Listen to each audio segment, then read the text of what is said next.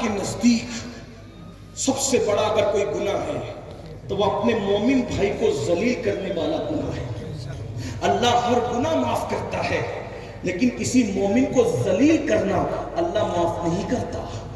آج ہم ذلیل نہیں کرتے ایک دوسرے کو ذلیل نہیں کرتے، رسوا نہیں کرتے، ایک دوسرے کی پگڑیاں نہیں اچھالتے۔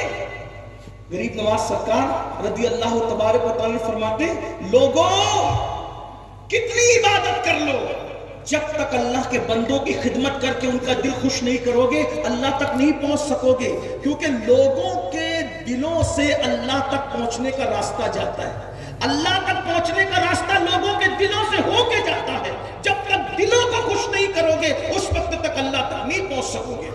یہ غریب نواز ان کے ایک غریب نواز کے ملفوظات میں سے بہت مشہور ہے، فرماتے کوئی ولی نہیں بن سکتا کب تک جب تک 3 باتیں اس میں پیدا نہ ہو جائے۔ یہ غریب نواز کے ملفوظات ہیں۔ نمبر 1 شفقت سورج جیسی۔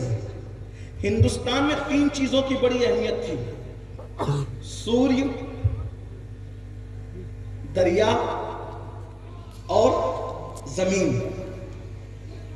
یہاں کے کلچر کو سامنے رکھتے ہوئے دین کیسے پہنچایا؟ دیکھیے، شفقت سورج۔ ولی کی پہچان ڈھونڈ لو، ولی کی پہچان ہاتھ میں تسبیح نہیں بتائی، تسبیح تو منافق بھی پکڑ کے دھوکہ دے سکتا ہے، بغل میں مصلی نہیں بتایا، یہ تو اہل ظاہر اور اہل بدعت بھی کر سکتے ہیں۔ کیا بتایا ولی کی پہچان؟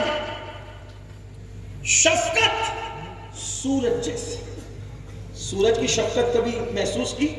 سورج جب نکلتا ہے تو جیسے مالداروں کے محل میں اس کی کرنیں منور کرتی ہیں، ویسے غریب کے جھوپڑے کو بھی اس کی کرنیں منور کرتی ہیں۔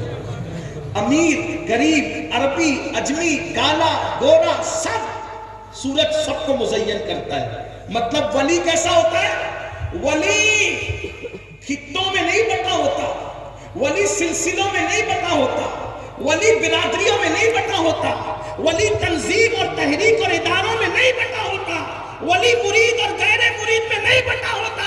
ولی کی شفقت سورج کی طرح ہوتی ہے، اپنا آئے تو بھی فیضان لے کر کے جائے، بیگانہ آئے تو بھی فیضان لے کر جائے، حتیٰ کہ اگر کافر بھی آتا ہے تو ولی کے در سے کچھ نہ کچھ لے کر کے جائے۔